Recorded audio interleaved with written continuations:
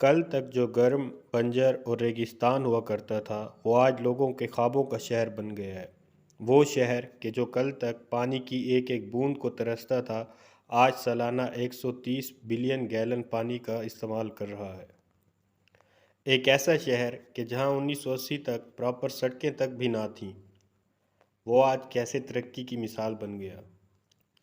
میں اپنی آج کی اس ویڈیو میں بات کر رہا ہوں دبئی کی، کہ جو 19ویں صدی تک تو محض ایک فشنگ ولیج تھا، لیکن آج ایک الٹرا ماڈرن شہر بن گیا ہے۔ لگژریس شاپنگ مالز اور hotels, modern architectural buildings, under water zoos اور آرٹیفیشل آئی لینڈز، یہ سب کچھ آپ کو صرف دبئی میں ہی ملیں گے۔ تو آئیے آج یہ جاننے کی کوشش کرتے ہیں کہ وہ کون سا راستہ تھا کہ جس کو اپنا کر دبئی نے یہ سب کچھ حاصل کیا۔ دبئی اس وقت کی دنیا کا ٹاپ ٹورسٹ ڈیسٹینیشن بن چکا ہے۔ اس وقت کی دنیا کا واحد 7 سٹار ہوٹل یعنی برج العرب بھی دبئی میں پایا جاتا ہے۔ اور اگر بات کی جائے 5 سٹار ہوٹلز کی تعداد کی، تو لندن کے بعد دبئی میں سب سے زیادہ 5 سٹار ہوٹلز پائے جاتے ہیں۔ آج کی دنیا کی لیٹسٹ سے لیٹسٹ ٹیکنالوجی اور سمارٹ سے سمارٹ گیجٹس کا استعمال اور سب سے زیادہ سسٹینیبل میتھڈز کا استعمال بھی دبئی میں ہو رہا ہے۔ Eco friendly buildings, driverless transportation facilities, mega speed highways اور سمارٹ پولیس اسٹیشنز بھی آپ کو صرف دبئی میں ہی ملیں گے۔ آرٹیفیشل ریزروائرز ہوں یا لو واٹر ایگریکلچرل سسٹمز یا پھر ریگستان میں بنے ہوئے مین میڈ فلاور گارڈنز، یہ سب بھی آپ کو صرف اور صرف دبئی میں ہی ملیں گے۔ لیکن یہاں پر سوال یہ اٹھتا ہے کہ اس طرح کا الٹرا ماڈرن انفراسٹرکچر کھڑا کرنے کے لیے دبئی کے پاس پیسہ آیا کہاں سے؟ آپ شاید یہ سوچ رہے ہوں گے کہ شاید دبئی کے پاس یہ پیسہ کروڈ آئل کو بیچ کر آیا ہوگا۔ تو ایسا ہرگز نہیں ہے، کیونکہ کروڈ آئل کو بیچ کر جو ریونیو حاصل ہوتا ہے وہ دبئی کے ٹوٹل ریونیو کا محض 1% ہی بنتا ہے۔ یہ سب جاننے کے لیے ضروری ہے کہ پہلے ہم دبئی کی تاریخ کے بارے میں تھوڑا جانیں۔ اگر ہم دبئی کی تاریخ کا مطالعہ کریں تو ہمیں پتہ چلتا ہے کہ ماڈرن دبئی کی بنیاد شیخ محمد بن راشد المختوم اور ان کے والد شیخ راشد بن سعید المختوم نے رکھی۔ ایسا مانا جاتا ہے کہ دبئی کی تاریخ تقریباً 3000 BC ہے، یعنی آج سے تقریباً 5000 سال پہلے بھی لوگ دبئی میں آباد تھے۔ لیکن دبئی کا انٹریکشن باہر کی دنیا سے تقریباً 5ویں صدی عیسوی میں ہوا، یعنی آج سے تقریباً 1500 سال پہلے، کہ جب دبئی عمان اور عراق کے درمیان ہونے والی تجارت کا کنیکٹنگ روٹ بنا، اور پھر بعد میں یورپی طاقتوں نے اس کنیکٹنگ روٹ کی اہمیت کو سمجھا اور یوں دبئی ایک ٹریڈنگ سٹیشن کے طور پر ابھرا۔ اور اسی دوران دبئی میں ایک لوکل ٹرائب یعنی بنی ٹرائب کی حکومت قائم ہوئی، اور بنی ٹرائب کی حکومت قائم ہونے کی وجہ سے دبئی کو پولیٹیکل سٹیبلٹی ملی، اور اس پولیٹیکل سٹیبلٹی نے دبئی میں یورپینز کی سیٹلمنٹ کو بھی آسان بنا دیا۔ اور پھر بعد میں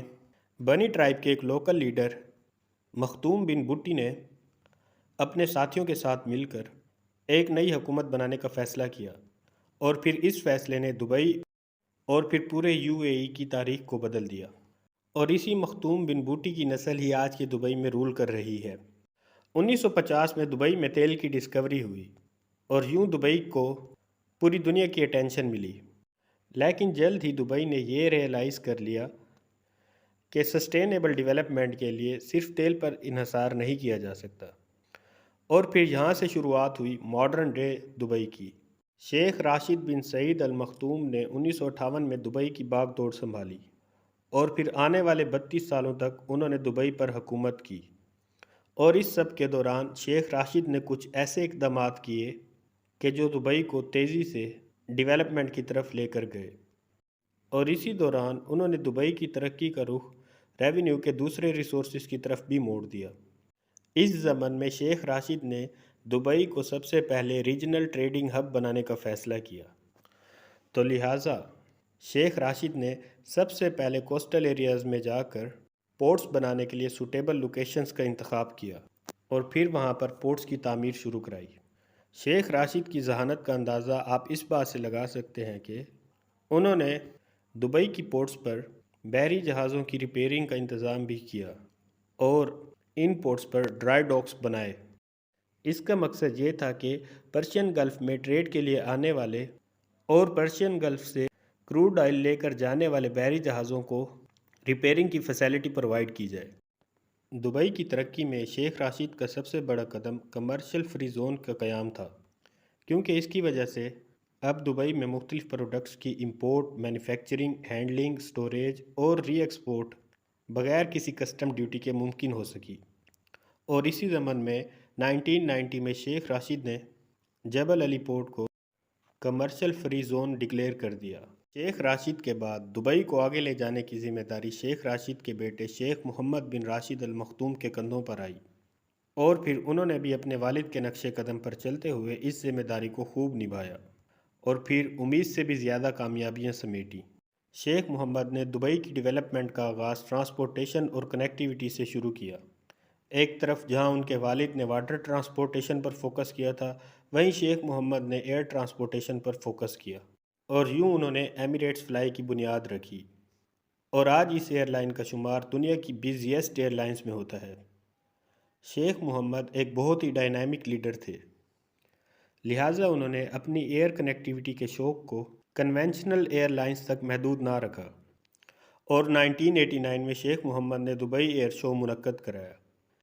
اور اس شو کا مقصد پوری دنیا کی ایویشن ٹیکنالوجی کو ایک چھت کے نیچے لانا تھا، اور ملک کے ایویشن سیکٹر کو ریپڈلی امپروو کرانا تھا۔ اور ملک کے ایویشن سیکٹر کو اتنا ریپڈلی امپروو کرنے کے پیچھے شیخ محمد کا مقصد دراصل دبئی کو گلوبل ٹورسٹ ڈیسٹینیشن بنانا تھا، اور اس کی وجہ سے دبئی میں ایک سے بڑھ کر ایک لگژریس ہوٹل بنانے کا کام شروع ہوا، اور پھر اس زمن میں سب سے پہلے دبئی کا فیمس ہوٹل برج العرب بنایا گیا، اور پھر اس طرح سے دبئی میں لگژریس ہوٹلز بنانے کی ایک سیریز شروع ہو گئی۔ ان ہوٹلز کی اہمیت کا اندازہ آپ اس بات سے لگا سکتے ہیں کہ اب اکثر لوگ باہر کی دنیا سے دبئی میں ان ہوٹلز میں گھومنے کے لیے جاتے ہیں،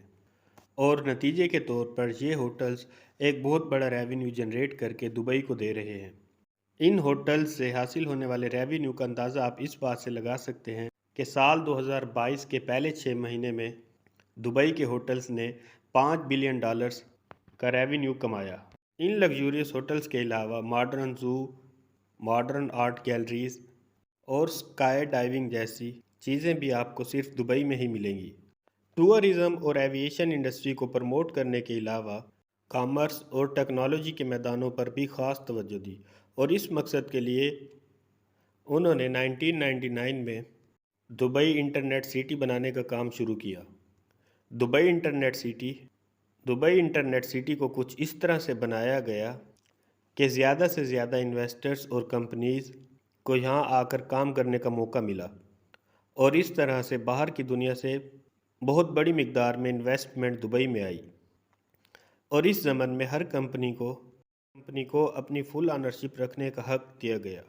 اور گورنمنٹ کی ان کمپنیوں میں انٹرفیئرنس کو کم سے کم کیا گیا۔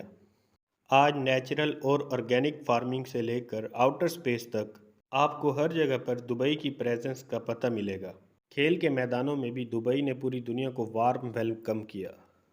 ہارس ریسنگ ہو یا کار ریسنگ، کرکٹ ہو یا فٹ بال، اور اسی طرح سے باقی سب کھیل، آپ کو دبئی میں انڈور اور آؤٹ ڈور سپورٹ کمپلیکس ضرور ملیں گے، اور یہی وہ سب وجوہات ہیں کہ جن کی بنیاد پر گرم اور بنجر دبئی لوگوں کے خوابوں کی نگری بن گیا ہے۔